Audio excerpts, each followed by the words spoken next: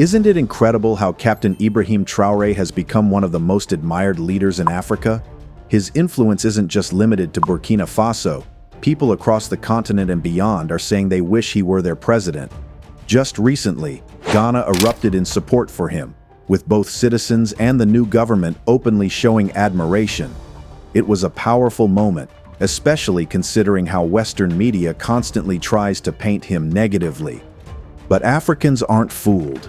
They see through the propaganda and recognize a leader who truly represents them. Be united with your African brothers. We are in the process of reactivating the Institute of Black Peoples. Because Africa, we share the same history. We are treated the same way in the eyes of the imperialists. We have a dream, and this dream will become a reality in the very near future. Terrorism will come to an end. We are going to develop our country.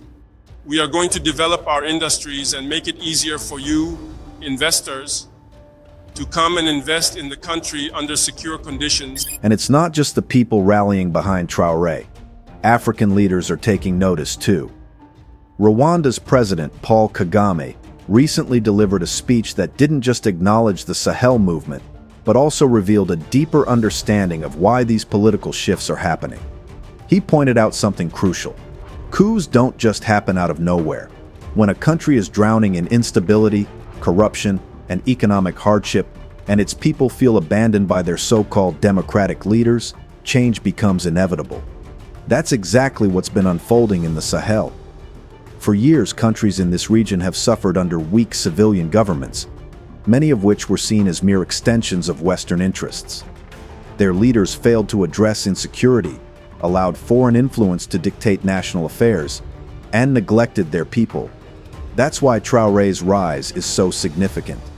He's been fearless in calling out France's hold over Burkina Faso, exposing how even the military, meant to protect its citizens, wasn't truly independent. For years, the Sahel region has been caught in a vicious cycle of instability, with Western military forces, especially the French, claiming to fight terrorism, while the situation only grew worse. Despite years of their presence, insecurity skyrocketed, and people became disillusioned with leaders who seemed more loyal to foreign powers than their citizens. Rwanda's President Paul Kagame didn't hold back in his analysis of the recent wave of coups, making it clear that these uprisings weren't random power grabs. They were the inevitable result of years of frustration boiling over. Kagame pointed out something many avoid admitting. The military leaders taking over aren't outsiders imposing their will. They come from societies that suffered under failed leadership. They've lived through the same anger, betrayal, and exhaustion with a system that promised democracy but delivered corruption. And while some critics argue that these coups are unconstitutional, Kagame countered with a sharp reality check. The so-called constitutional governments failed first. The real betrayal wasn't the military taking power. The politicians rose to leadership with grand promises only to rob their nations blind, leaving citizens in poverty while enriching themselves through corrupt deals and foreign-backed policies. But Kagame didn't just analyze the problem, he issued a challenge. Now that military leaders have seized power, they must prove they're different. They have a responsibility to their people to build something better than the broken systems they overthrew. In Sahel, we already see signs that leaders like Captain Ibrahim Traoré are taking this challenge seriously. He's cutting ties with exploitative foreign influences, pushing for real sovereignty, and prioritizing the security and well-being of his people over the interests of outside forces. The old Africa, where puppet governments bowed to Western dictates while their people suffered, is being replaced by something new. The coups in Burkina Faso, Mali, and Niger weren't just political shakeups. They were a declaration that Africans are reclaiming their destiny. From the moment they took power, these new leaders in the Sahel made it clear. They weren't just seizing control. They were reclaiming sovereignty. Their actions spoke louder than words, and one of the boldest moves came early on, cutting ties with France. For decades, the former colonial power had held an iron grip over these nations, controlling resources, politics, and even military operations under the guise of cooperation. But this new generation of leadership wasn't having it. The decision sent shockwaves all the way to Paris and ignited a larger conversation across Africa, with countries like Chad and Senegal beginning to question their own relationships with France. But these leaders didn't stop at symbolism. They're tackling the deeply rooted economic exploitation that has plagued Africa for generations. The resource curse, a cycle where nations rich in gold, uranium, and oil remain among the world's poorest, is finally being confronted. For years, Western corporations extracted massive wealth while African nations received only scraps. Now, that's changing. In Burkina Faso, the government has nationalized its gold industry and built a gold processing plant to retain more value from its resources. This shift isn't just about revenue, it's creating local jobs and ensuring wealth stays within the country, rather than flowing into foreign bank accounts. Niger is making similar moves with its uranium reserves. For years, the French company Orano dominated the industry, profiting immensely, while Niger remained one of the poorest nations on Earth. That era is over. The government has reclaimed control, ensuring the country benefits from its natural wealth. In Mali, under Colonel Assimi Goïta, efforts are underway to renegotiate gold mining contracts to ensure fair revenue sharing, ensuring that the wealth generated actually improves the lives of Malian citizens rather than lining the pockets of foreign corporations and corrupt elites. What's happening in the Sahel is unprecedented. In just a few years, these leaders have accomplished what decades of civilian governments failed to do, standing up to neo-colonial exploitation and pushing for economic independence. Even Rwandan President Paul Kagame warned African nations to stop looking to the West for guidance. His message was clear. Africa doesn't need lectures from outsiders. It needs to focus on what truly works for its people. He didn't hold back in his criticism, pointing out how Western intervention often leaves destruction in its wake, from Libya to Iraq to Sudan. For decades, Africa has been caught in a cycle of economic dependency, shaped by policies imposed by Western financial institutions. The so-called structural adjustment programs, championed by the IMF and World Bank, came with promises of economic revival, but left devastation in their wake. Governments were forced to slash public spending, privatize key industries, and open markets to foreign interests, all under the guise of fiscal discipline. Instead of progress, these policies deepened poverty, widened inequality, and left African nations vulnerable to external control.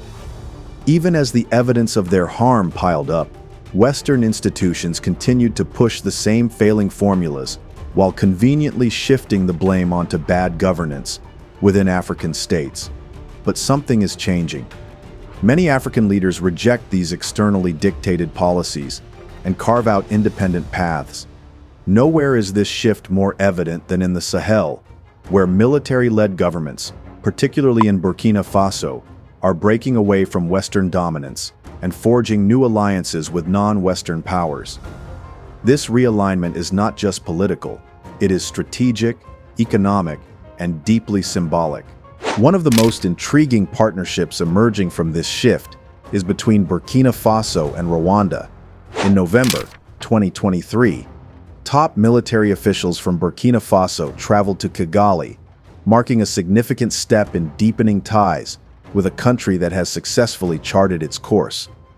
Their visit began at the Campaign Against Genocide Museum, a poignant reminder of Rwanda's extraordinary transformation from a nation devastated by violence to one of Africa's most stable and resilient states. For Burkina Faso, facing relentless insurgencies and external pressures, Rwanda's journey offers a blueprint for navigating chaos and emerging stronger. The Burkinabe delegation held high-level meetings with Rwanda's Minister of Defense, Juvenal Marizamunda, and Chief of Defense Staff, Lieutenant General Mubarak, discussing strategies for strengthening military cooperation. Beyond just tactics and defense coordination, the discussions focused on the broader picture: nation-building, economic resilience, and fostering security through self-reliance.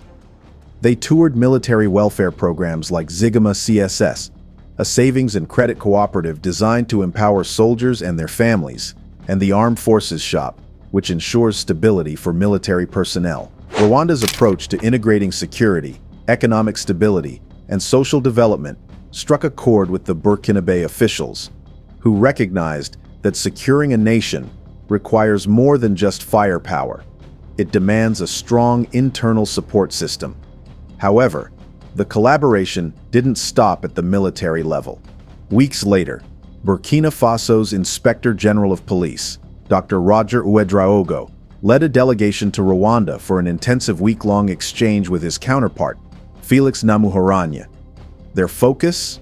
Strengthening law enforcement capabilities, community-centered security initiatives, and learning from Rwanda's remarkable success in reducing crime and enhancing public trust. We have come to learn from Rwanda's policing, which is exemplary, Ouedraogo stated, emphasizing that security is not just about control, but about earning the trust and participation of the people. So why Rwanda?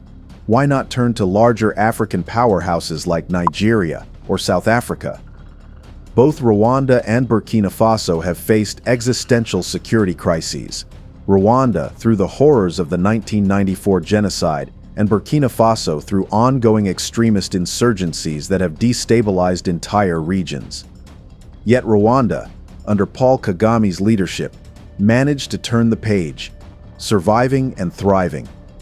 Once dismissed as a country beyond repair, Rwanda is now a beacon of economic growth, stability, and technological innovation.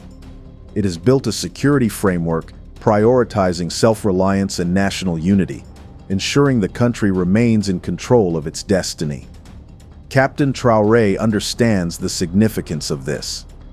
In a world where African nations are often pressured to follow externally imposed models, Rwanda proves that an independent, African-led approach is possible. It's no surprise that Traoré sees Kagame as a mentor, recognizing that true sovereignty isn't just about rejecting old alliances, but about building something stronger in their place. Kagame's leadership, often described as decisive, even authoritarian, has drawn criticism from Western observers, who claim it stifles opposition and curbs press freedoms. Yet for Rwanda, this firm governance was essential for national reconstruction. How do you rebuild a nation where genocide survivors must coexist with those responsible for their suffering? How do you prevent the past from repeating itself? Kagame's approach was clear: prioritize national unity, establish strict but effective governance, and focus on development over political theatrics. The results speak for themselves. Today, Rwanda boasts one of Africa's lowest crime rates, a booming economy, and a government that, for all its controversies, delivers results. The country has become a hub for technological advancements, infrastructure growth, and military efficiency. Kigali's streets are safe, institutions are strong, and Rwandans, once victims of unimaginable violence, now live in a nation charting its destiny. For Burkina Faso, the decision to learn from Rwanda isn't just logical, it's transformative. In Traoré's eyes, Rwanda represents a roadmap for resisting external control and achieving long-term stability. The partnership between these two nations is more than just military collaboration. It is a statement, a declaration that Africa can and must solve its own problems without waiting for Western approval. Let's get one thing straight. Paul Kagame didn't cling to power by force. The people of Rwanda chose to amend their constitution to keep him in office because they believed in his leadership. Isn't that the essence of democracy? The right of the people to decide who leads them? If Burkina Faso wants to break free from its struggles, it needs more than just a figurehead. It needs a leader who doesn't just talk but delivers. Captain Ibrahim Traoré has already proven he's willing to shake things up, but partnering with Rwanda could push his vision even further. So why does a Rwanda-Burkina Faso alliance matter? Because it represents something Africa has long needed: genuine collaboration. History has shown what happens when African nations are divided. Colonialism thrived because tribes and kingdoms turned on each other, selling their people into European hands. The West took notes and made sure Africa stayed fragmented. drawing artificial borders that kept the continent weak. But while we can't rewrite the past, we can control what happens next. And that starts with African nations standing together instead of being played against each other. A partnership like this sends a clear message. Africa doesn't need outsiders to dictate its future. If Burkina Faso is struggling with jihadist threats, wouldn't it make sense to have a reliable African ally step in, rather than wait for half-hearted international intervention? This is especially important because institutions like the African Union and ECOWAS have become more symbolic than functional. In theory, they should be rallying nations together to fight common threats. In reality, they have failed to take meaningful action when it's needed the most. But Traoré isn't sitting around hoping for change. He's taking matters into his own hands, proving that Africa's progress depends on Africans themselves. Partnerships like this are about more than military cooperation, sharing knowledge, strategies, and economic growth. Outside forces won't solve Africa's challenges with their agendas. It's up to leaders who put their people first and understand that unity is power. This could start something bigger, a shift toward real African self-determination. What do you think? Could this partnership between Captain Ibrahim Traoré and Paul Kagame set the stage for stronger African alliances? Let us know your thoughts in the comments below.